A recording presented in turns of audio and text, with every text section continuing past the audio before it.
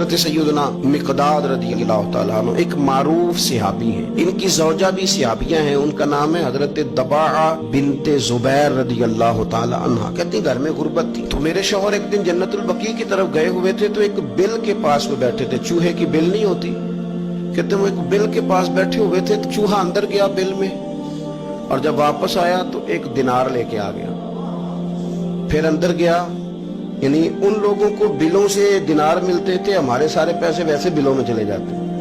اندر گیا اور ایک دینار لے کے آ گیا، پھر گیا تو پھر ایک دینار لے کے آ گیا، کہتے ہیں وہ 70 دفعہ گیا چوہا اندر۔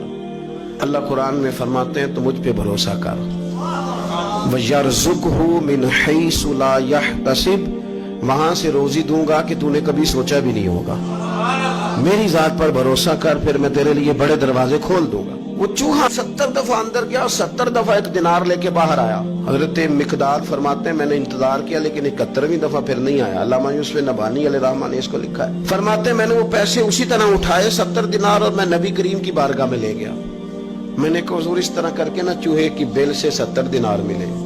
اب بات کو سمجھے نا، جب دینے والا دینے پہ آئے تو اس لیے میں کہتا ہوں کہ سارے دروازوں سے بہترین یہ ہے کہ رب رسول کے دروازے پر حاضری دی جائے، وہاں سے ملے تو پھر کوئی روک سکتا نہیں، کوئی سیاست کوئی شخص رکاوٹ بنتا۔ تو فرمانے لگے کہ میں نے وہ 70 دینار لا کے حضور کی بارگاہ میں پیش کیے تو نبی کریم نے 2 جملے ارشاد فرمائے، 2۔ پہلے حضور نے یہ پوچھا، فرمانے لگے کہ چوہا خود لے کے آیا، آپ نے بیل کے اندر ہاتھ تو نہیں ڈالا؟ عرض کی حضور نہیں، میں نے نہیں ہاتھ ڈالا، وہ خود ہی لے کے آتا رہا۔ تو 2 جملے کریم نے فرمائے، حضور فرمانے لگے یہ تو لے جا، اللہ تجھے برکت عطا فرمائے۔ 70 دینار کو بہت بڑی خطیر رقم نہیں تھی، لیکن فرمایا تو لے جا، اللہ تجھے برکت دے۔ آپ کی زوجہ حضرت دباعہ بنت زبیر کہتی ہیں کہ 70 دینار اور دعا نبی پاک کی، تو فرماتی ہیں پھر میں نے اپنے گھر کے اندر نا بوریوں میں چاندی بھر کے رکھی ہوئی تھی، پھر بھی مال ختم نہیں ہوتا تھا۔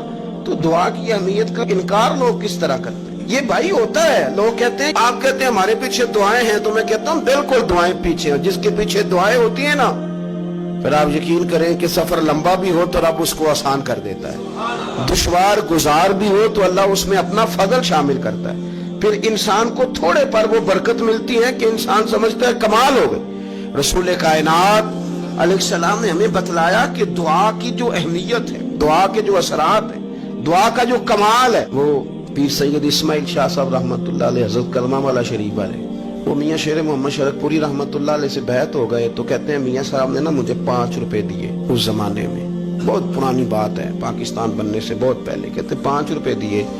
پھر حضرت شاہ صاحب سے لوگوں نے پوچھا کہ شاہ جی بڑی زمین ہے، جائیداد ہے، اللہ نے بڑا نوازا ہے، تو وہ پنجابی بولتے تھے، کہنے لگے مینوں نہ پیراں 5 روپے دیتے نے، میرے کو ساری عمر ہو گئی مکے ہی نہیں۔ یہ برکت ہوتی ہے، اور کثرت سے کام نہیں چلتا، کام برکت سے چلتا ہے۔ پیسہ زیادہ ہو برکت والا نہ ہو تو وہ مشکلات میں اور رکاوٹوں میں لے آ، تھوڑا ہو برکت والا، وہ ختم نہیں ہوتا۔ آپ یاد رکھیں وہ ختم نہیں ہوتا۔ میں نے بزرگوں کو دیکھا ہے، سادے لوگوں کو میں نے دیکھا ہے، ہمارے جو بزرگ محنت مزدوری کرتے تھے تو پیسے ملتے کہاں سے تھے؟ پیالیوں میں سے 5 روپے نکل آئے، کسی گلاس میں سے نکل آئے، تو یہ سارے برکت والے پیسے ہوتے تھے۔ تو ہماری مائیں، ہماری نانیاں دادیاں جو کمیٹیاں ڈالتی تھیں تو وہ بھلا کیسے ڈالتی تھیں؟ وہ سبزی سے 5 روپے بچاتی تھی، وہ 10 روپے گھی سے بچتے تھے تو اس کی کمیٹی ڈلتی تھی، پھر ان سے بیٹیوں کے بیاہ ہوتے تھے، پھر ان سے گھر کے چراغ روشن ہوتے تھے۔ اس کا معنی کیا ہے کہ کروڑوں اربوں روپے کے ڈاکے ڈال کے نظام نہیں چلتا، پیسہ تھوڑا ہو برکت والا، اس سے کام چلتا ہے، اس سے خیر ہوتی ہے، اس سے فضل ہوتا ہے، اس سے عطا ہوتی ہے۔ دین کی بات پھیلانا